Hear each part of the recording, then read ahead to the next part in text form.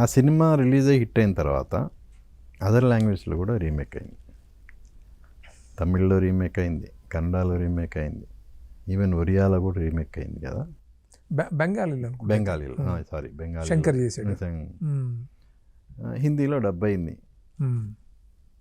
So almost అంటే ఒక విధంగా చెప్పాలంటే అంటే ఇప్పుడంటే పాన్ ఇండియా అని వచ్చింది, కానీ అప్పట్లో ఒక విధంగా ఆల్ లాంగ్వేజ్లోకి వెళ్ళిపోయింది.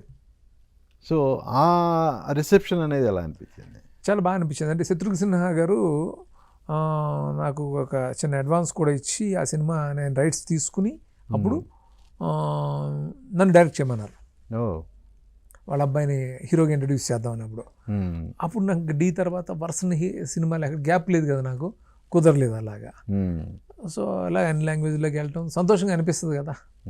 ఏం చేశారు మరి అడ్వాన్స్ తర్వాత? చిన్న అడ్వాన్స్ ఆయన బాంబేకి పిలిపించి ఆ సినిమాని అప్రిషియేట్ చేసి వాళ్ళ ఇంటికి ఒక చిన్న అడ్వాన్స్ ఇచ్చి అంటే రెస్పెక్ట్ చేశారు ఆయన. అదే సరే 2000 ఈ సక్సెస్ అందరూ ఫుల్ ఎంజాయ్, ఆ తర్వాత ఎవరి కెరీర్ వాళ్ళకి పీక్స్కి వెళ్ళిపోయినాయి, అది ఓకే. మళ్ళా దీనికి సీక్వెల్ చేయాలి అని 2020లో D&D అనౌన్స్ చేశారు కదా. చేసాం, మంచు విష్ణుతో చేద్దామని.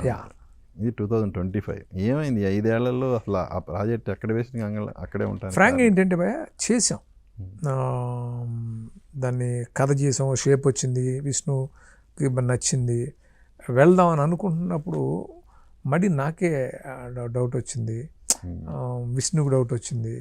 అంటే ఆ శ్రీహరి క్యారెక్టర్ లేకుండా ఎలా ఇది అనేది మాకు అనిపించింది. మళ్ళీ సరే వేరే కథ చేద్దాం అనుకుని మళ్ళీ వేరే కథ కూడా చేసాం. సో సంహవ్ అది వర్కౌట్ అవ్వాలి. డీ సీక్వెల్ అనుకుంది, ఒక స్టేజ్ వరకు వర్క్ చేసాం, అది మా అందరికీ కూడా బాగానే ఉందని ఒక టైంలో అనిపించిన మళ్ళీ అక్కడ అందరికీ డౌట్స్ వచ్చినాయి. సో దాన్ని మళ్ళీ వేరే కథ చేసాం, అది ఒక టైంకి వచ్చిన తర్వాత అది ఎందుకో సంహవ్ వర్కౌట్ అవ్వలేదు. సో అట్లా ఆగిపోయింది అది. బట్ అది ఇక కంప్లీట్గా ఆపేసినట్టేనా? ఏమన్నా మళ్ళీ ప్రయత్నం చూద్దాం, ఎప్పుడైనా స్ట్రైక్ అయితే ఎప్పుడన్నా మంచి ఐడియా వస్తే, ఏదైనా ఐడియా రావాలి కదా.